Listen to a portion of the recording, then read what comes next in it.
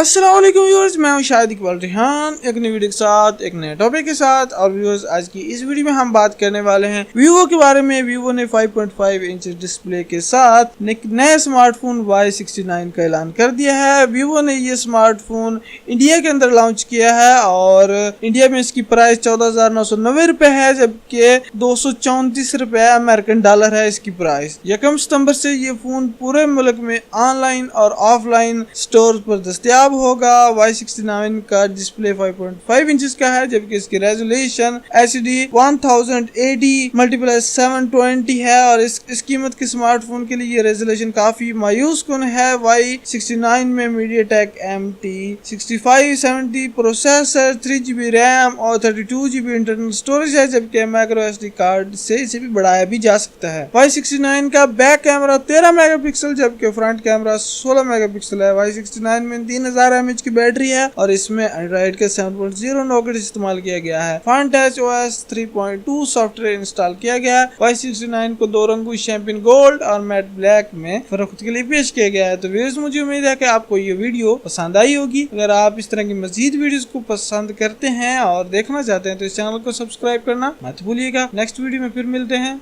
अल्लाह हाफिज।